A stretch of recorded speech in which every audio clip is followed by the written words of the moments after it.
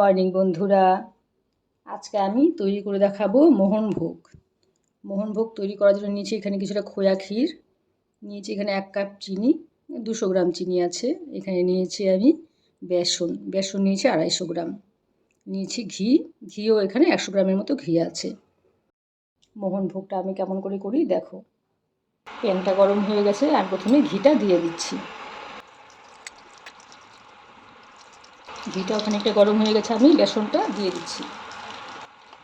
বেসনটা দিয়ে খুব ভালো করে ঘিয়ের সাথে অনেকক্ষণ সময় নিয়ে ভেজে নিতে হবে।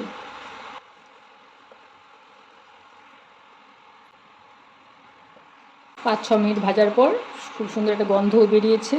আর দেখো পুরো লাম্পসগুলো ভাজতে ভাজতে ভেঙে দিয়েছি। আরও কিছুক্ষণ ভেজে নিয়ে তারপর আমি এটাতে খোয়া ক্ষীর দিয়ে দেব।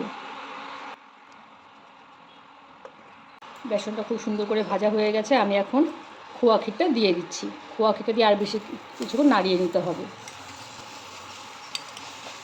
খুব ভালো করে বেসনের সাথে খোয়া ক্ষীরটা মিশিয়ে নিতে হবে।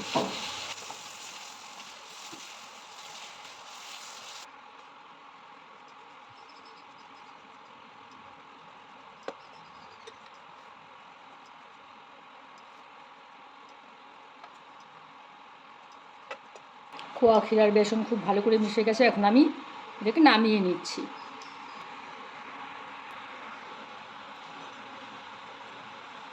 একটা বাটিতে আলাদা নামিয়ে রেখে এই প্যানের মধ্যে আমি আবার চিনির শিরাটা করে নেব।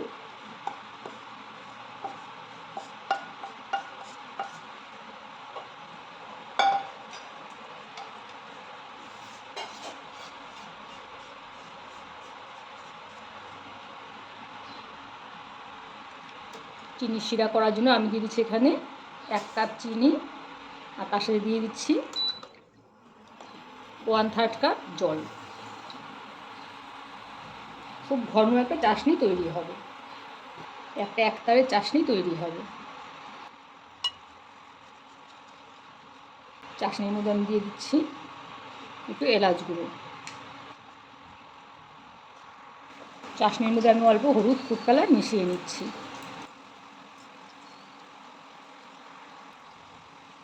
খুব ঘন একটা চাশনি তৈরি করে নিলাম।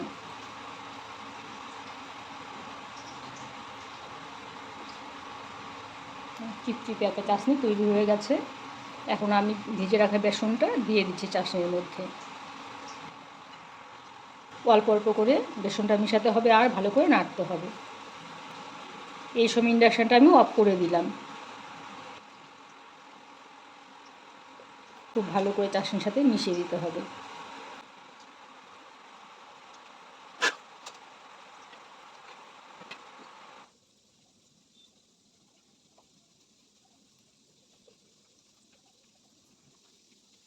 খুব ভালো করে চাশনির সাথে মিশিয়ে দিতে হবে।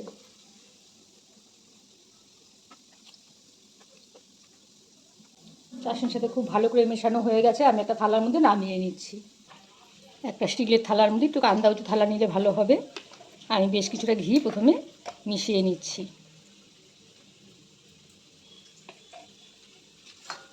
ঘিটা খুব ভালো করে ব্রাশ করে নিতে হবে। এর ওপর আমি মিশ্রণটা ঢেলে দিচ্ছি। তার মধ্যে খুব ভালো করে ছড়িয়ে দিতে হবে।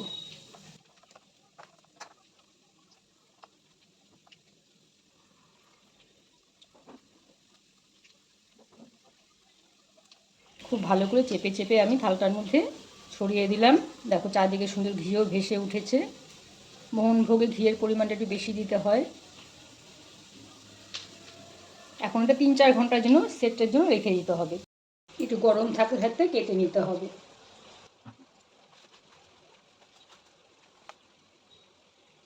খুব সুন্দর করে বরফির আকারে গরম থাকতে থাকতে কেটে নিতে হবে।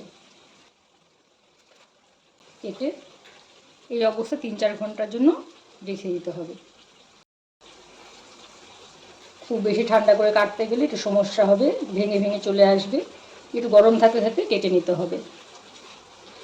মোহনভোগ মিষ্টি আমার তৈরি হয়ে গেছে। আমার এই রেসিপি তোমাদের কেমন লাগলো জানাবে। আমার চ্যানেলটিকে সাবস্ক্রাইব করে দিও আর লাইক কমেন্ট দিতে ভুলো না। ঠিক আছে বন্ধুরা, আজকের মতো এখানেই রাখছি। টাটা।